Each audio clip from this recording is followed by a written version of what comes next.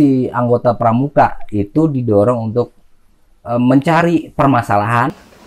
Siapa yang salah? Ya. Oh iya. Gimana kalian mencari sumber pembiayaannya?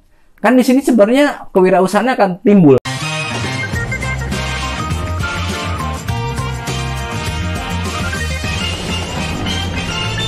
Berarti kontribusi ke gerakan pramukanya juga ada ya, Kak? Pasti.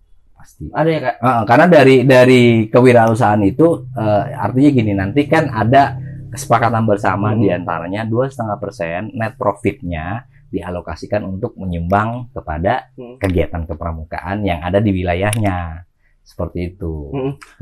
Sebenarnya saya nanya kayak begini, ngobrol-ngobrol begini, Kak, karena saya selalu terngiang-ngiang sama tagline Kakak. Nah, apa tuh? Pandu membangun negeri. Kalau kata saya, ya salah satu membangun negeri itu cuma yang terngiang-ngiang itu ya dari sektor ekonomi. Ya. Ekonomi nggak akan berjalan kalau misalkan SDM-nya juga nggak ada. Betul kan ya? Betul. Tujuan Kakak apa? Bikin tagline Pandu membangun negeri. Iya. Sebenarnya kita ngomonginnya Pandu itu kan sebenarnya kan memang udah jadi tidak hanya mengacu kepada si anggota pramuka itu sendiri, karena di dalam Indonesia Raya kan kami jadi pandumu gitu kan. Ini sebenarnya gerakan untuk mengarahkan setiap warga masyarakat Indonesia adalah pembimbing, pengarah, kemudian pemandu dari arah bangsa dan negara ini mau ke arah mana. Nah, karena memang si pramuka ini adalah gerakan kepanduan, maka mungkin definisi saya adalah bagaimana dia punya spirit Trisatyanya itu dipakai untuk memandu ya bangsa dan negaranya, dimulai dari lingkup yang terkecil. Dia sebenarnya punya modal. Di dalam pramuka itu sendiri kan ada, kita mendapatkan banyak hal. Di antaranya adalah ilmu organisasi, kemudian ilmu manajemen, dan ilmu keterampilan. Ilmu keterampilan ini akan menjadi produk. Kemudian ilmu manajemen ini akan menjadi modal dia bagaimana mengelola usahanya menjadi lebih profesional, bahkan jauh berkembang. Kemudian ilmu organisasi ini dia akan terpakai untuk bagaimana mengelola market. Jadi dari teman ke teman itu kan akan menjadi jaringan kan, betul, jaringan baik itu distribusi, reseller dan sebagainya. Kayak gitu. Ini sebenarnya sudah punya modal. Hanya saja ini belum terwadahi. Kemudian belum saling terpadu satu sama lain gitu. Karena pikiran kita Indonesia tuh dia bisa bikin gitu, gue juga bisa. Mendingan gue bikin sendiri gitu kan.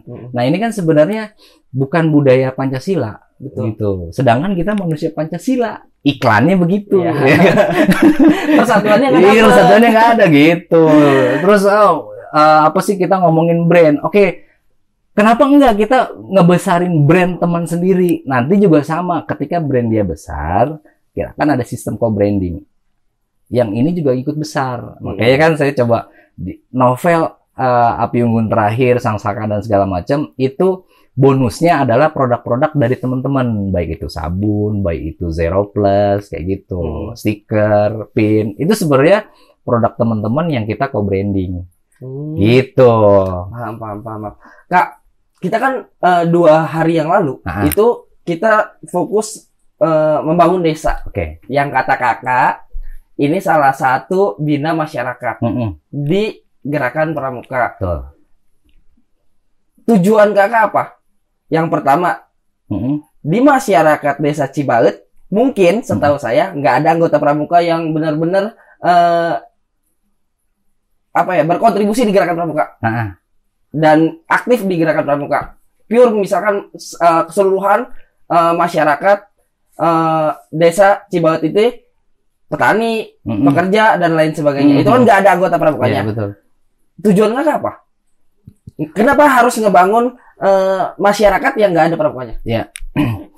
Ini kan kita ngomongin tadi dari oleh untuk nanti kita akan rubah perspektifnya dari pramuka oleh pramuka untuk Indonesia. Betul. Jadi bukan hanya kepada anggota pramuka itu sendiri. Ketika satu wilayah itu tidak ada anggota yang misalkan benar-benar aktif, ada gitu kan. Cuma terkadang kalau kita lihat bingung, saya sendiri mau ngapain, orang nggak akan percaya. Dan di sinilah butuh ibaratnya figur-figur. Nah, kedatangan kita ke sini kan salah satunya untuk ibaratnya nih mendorong dari bawah. Kalau misalkan kita terbiasa kan instruksi dulu dari atas, kalau nggak ada surat nggak boleh, gitu kan. Kita coba dorong dari bawah, bahwa kita adalah ikut serta. Iya kan? Ikut serta berarti kita ada di dalam masyarakat itu sendiri. Kalau misalkan kita bicara, wah ini tidak resmi, loh saya sebagai masyarakat, gitu loh, yang memang memiliki latar belakang anggota kepanduan. Jadi saya ikut serta bersama masyarakat mendorong tumbuhnya itu tadi iklim. Nah, kemudian di sini ada anggota pramukanya nggak? Ada misalkan, tapi nggak ngerti apa-apa. Oke, kita bantu mentoring. Ini loh yang akan kita bangun, kan? Kemudian kalau misalkan sudah selesai, sudah paham, kita pindah ke tempat lain. Ini diteruskan oleh anggota pramuka. Berarti ini kakak sebagai inisiator dong di sini? Ya, provokator kali ya. Inisiator dan provokator. Kak, maksudnya gini kak, kenapa kita nggak bisa bilang begini? Selain si pembina, tadi balik lagi tadi. Selain si pembina tadi mengajarkan tentang kehidupan selanjutnya, selain dari pengolahan SKU dan SKK, ada pengolahan belajar hidup atau belajar menghidupi kehidupan. Nah, kenapa nggak di kakak doktrin juga para pembina-pembina tersebut untuk ikut serta membangun masyarakat? Iya. Di mana kak? Setahu saya di SKU penegak itu kalau nggak salah sudah ada nih tertera bisa memandikan mayat kalau nggak salah. Ya.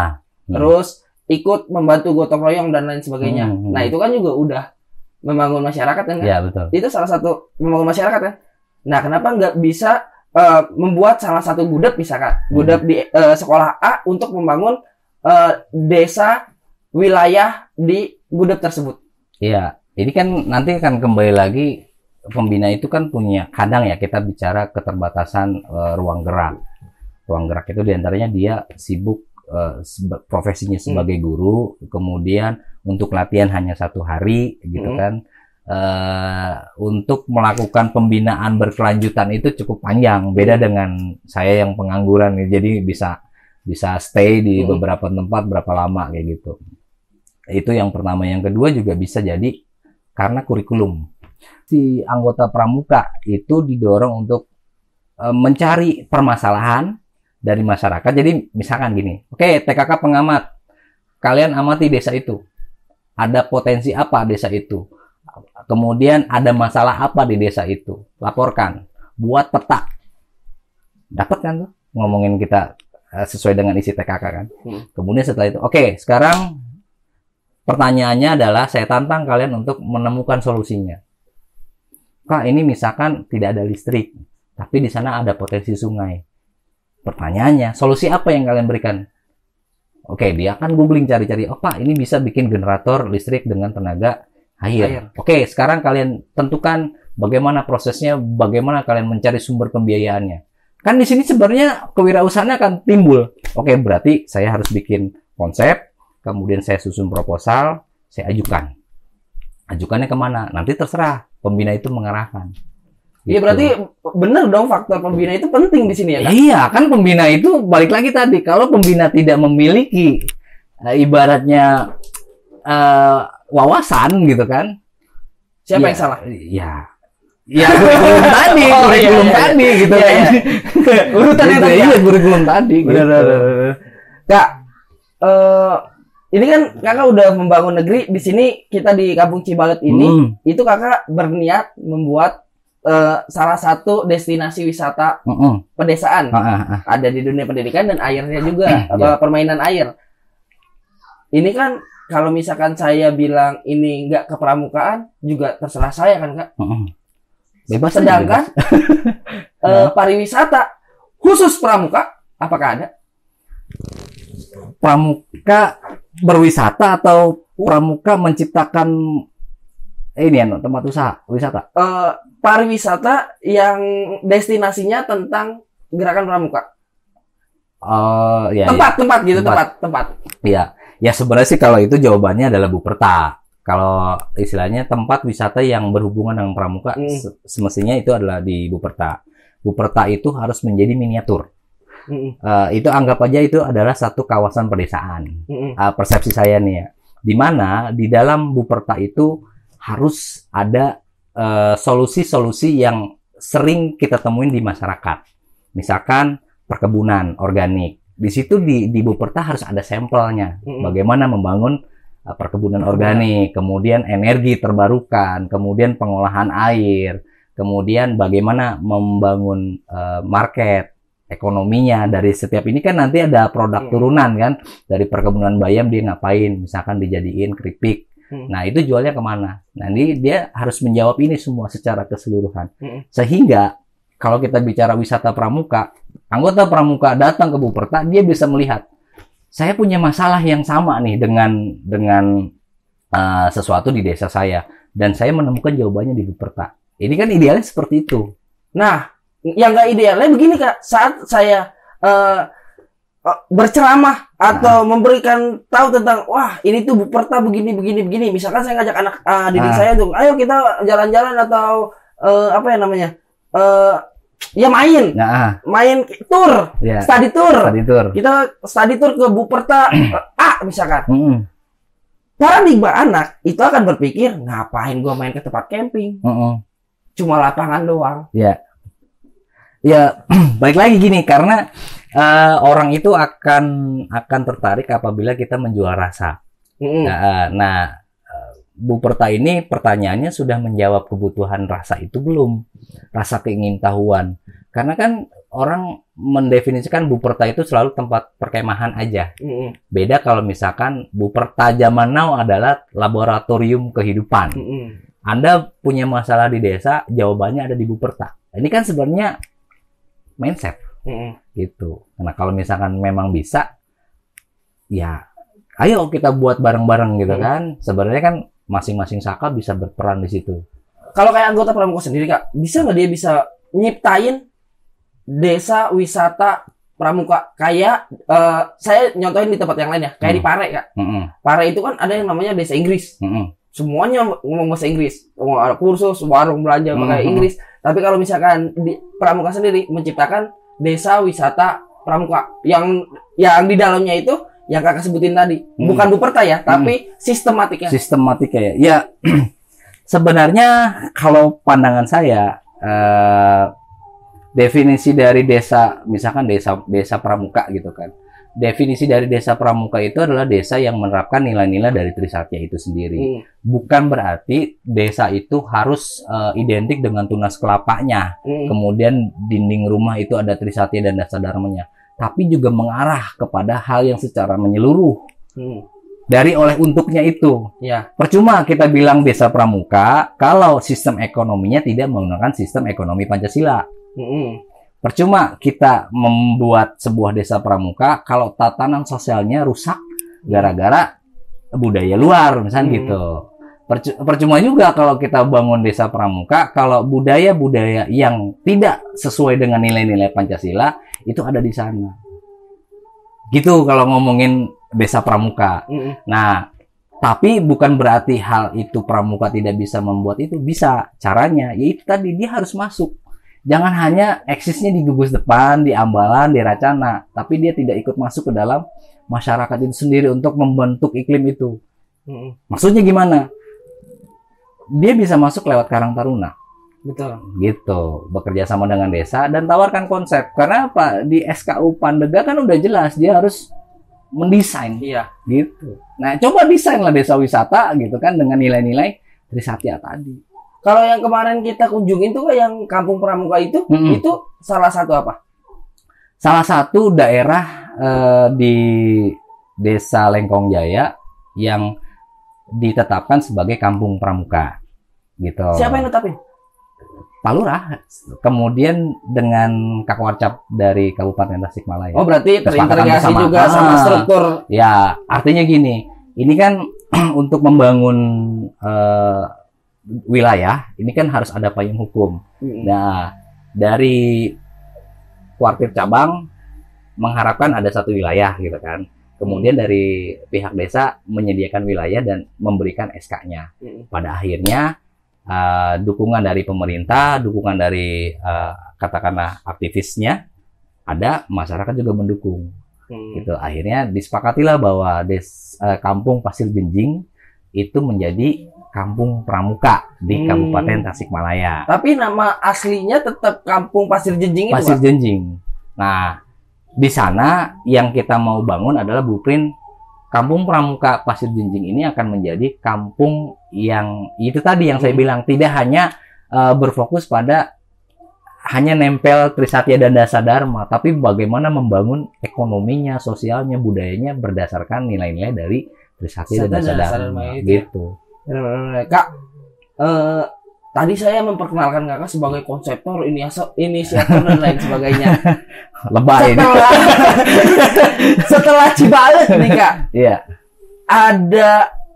Sudah ada target lanjutan nggak untuk membangun masyarakat atau membuat salah satu kewirausahaan dan lain sebagainya? Iya. Sebenarnya sih kita pengennya sih seluruh Indonesia ikutan seperti itu. Kan nggak sendiri, mah bisa. Nah, karena saya sendiri nggak bisa, makanya saya harus membuat portofolio yang benar-benar pure. Jadi bukan saya yang berkeliling Indonesia untuk menyebarkan virus ini gitu kan, tapi mereka yang datang ke Kampung Cibalet.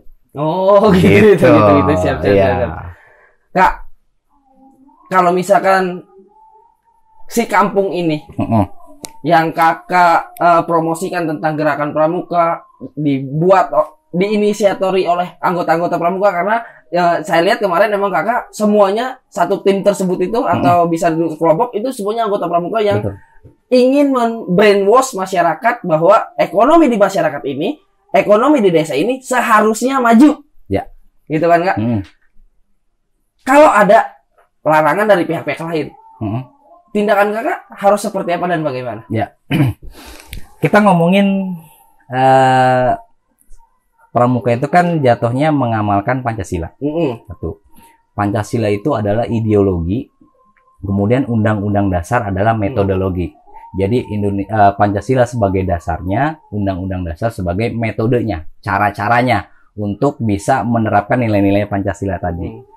Nah, di dalam pembukaan itu kan untuk membangun bangsa yang merdeka, berdaulat, adil dan makmur gitu kan. Nah, berdaulat ini salah satu diantaranya adalah kedaulatan berpikir, kedaulatan ekonomi, gitu kan. Berpikir berarti ide-ide kita ini, kita punya hak untuk menentukan bagaimana kita mendesain lingkungan kita. Kemudian bagaimana kita mendesain cara berpikir kita. Kemudian kita bisa mendesain bagaimana membangun kedaulatan, ya, membangun kedaulatan ekonomi wilayah kita. Salah satu diantaranya adalah dengan membangun kesadaran masyarakat, mana yang harus dibenahi, mana yang salah, mana yang benar, mana yang perlu disempurnakan, mana yang perlu dipadukan. Harus harmonis. Karena kebanyakan itu tadi, karena si pramuka ini tidak terbiasa untuk membangun kerjasama. Karena kenapa bisa tidak terbangun kerjasama? Karena terbiasa untuk dilakukan kompetisi. Akhirnya nilainya bukan nilai membangun kompetisi yang sportif, tapi nilai gengsi. Ketika dia menang, akhirnya dia benci. Iya, betul. Dan ini terbawa sampai dia dewasa karena menjadi karakter. Gitu. Nah, kalau misalkan dia nanti menjadi masyarakat, ketika ada persaingan antara desa A dengan desa B, desa ini lebih unggul, dia akan membenci. Ini dari mana asalnya? Karena budaya tadi, budaya kompetisi. Seperti itu. Lain hal kalau misalkan kita ajak anggota pramuka, yuk bagaimana caranya ketika ini menang, kita bantu untuk mendorong dia untuk lebih besar lagi. Karena kita juga akan lebih besar. Betul. Gitu. Sama-sama besar ya, Kak? Sama-sama besar nanti. Ini kan hilang budaya gotong royongnya. Gitu. Berarti kalau misalkan Kakak udah kayak begini udah lengkap ya, Kak? Bina dirinya udah dapet, bina satuannya dapet, bina masyarakatnya dapet ya, Kak? Ya insya Allah mudah-mudahan. Perspektif orang kan beda-beda gitu kan. Emang ada yang bilang Kakak belum bina masyarakat? Bukan bina masyarakatnya, tapi bina satuannya. Oh, Kakak. Iya. Ya kan kalau Emang harus? Ya, kan ada orang misalkan kayak Agustus kemarin kan ada dapat tanda lencana gitu kan ya. Itu ngebina di mana dia kok tiba-tiba dapat lencana misalnya gitu. Nah, artinya juga akan jadi pertanyaan, udah lengkap apa belum? Bina masyarakatnya udah, bina dirinya udah, bina satuannya di mana? Nggak pernah ngeliat dia ngajar pakai baju pramuka, iya kan? Terus dia aktif di gugus depan, kan gitu jadi pertanyaan. Saya bingung nih kalau kayak gini. Mereka belajar U12 gak, Kak?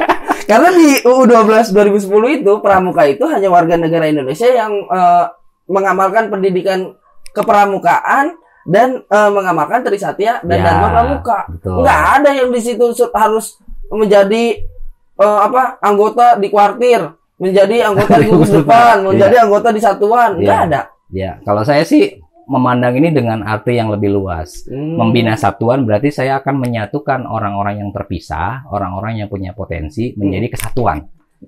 Yang kemarin kita balik lagi, Kak, yang di berapa 2 atau 3 bulan yang lalu itu kita di Jabore kita Cafe kita ngebahas yang namanya gugus Dharma. Itu kan bukannya satuan. Ya itu kesatuan kan. Berarti udah dong harusnya. Nah, tapi itu kan secara organisasinya. Tapi kalau secara perorangannya kan belum ada. Artinya gini, kayak saya bikin konsep Trisatya sekarang nih, Trisatya merajut negeri. Artinya orang-orang yang memiliki nilai-nilai Trisatya di dalam hatinya, saya ajak mereka untuk, ayo kamu punya potensi, saya punya konsep, bagaimana kalau kita gotong royong? Kemudian kita implementasikan potensi kita untuk membangun satu tempat. Artinya kan saya mengajak orang yang sudah membina dirinya untuk gabung dalam kesatuan. Kesatuan ini saya bina untuk ngebina masyarakat. Beda perspektif kan? Sangat, bina diri, bina satuan, bina masyarakat. Iya. Semoga dengan kita ngobrol begini, diskusi begini, Kak, banyak orang yang terinspirasi. Amin. Karena nggak mungkin seorang Rohadi Wijaya bisa membangun negeri sendirian. Ya. Betul kan, Kak? Betul. Karena presiden aja butuh staf khusus, butuh para menteri, dan lain sebagainya. Paling tidak, saya anggap aja nih hanya provokator yang memercikan api Trisatya. Provokator itu ditangkap, Kak. Iya, pasti ditangkap. Provokator negatif terus. Iya itu. Inisiator. Iya dah. Kak, ada pesan-pesan nggak nih, Kak, buat anggota pramuka biar mereka lebih bisa bina diri, bina satuan, dan bina masyarakat, bisa juga membangun ekonomi, dan juga bisa ikut serta membangun masyarakat. Ya, pesan saya sih gini ya, teman-teman ini kan sebenarnya memiliki potensi yang sangat besar. Dalam artian kita sudah dibekali keterampilan di kepramukaan untuk memiliki skill yang bisa kita pakai untuk bekal kemandirian. Kemudian dari bekal kemandirian ini tidak hanya untuk dirinya sendiri, tapi juga untuk membangun masyarakat. Kalau masyarakat itu terbangun, maka akan tercipta ketahanan. Nah, kalau ketahanan terbangun, ketahanan masyarakat terbangun, maka ketahanan negara akan terbangun. Ketahanan negara macam-macam. Nah, mungkin ini di sininya kalau kita bilang, demi kehormatanku, aku berjanji akan bersungguh-sungguh menjalankan kewajibanku terhadap negara kesatuan Republik Indonesia.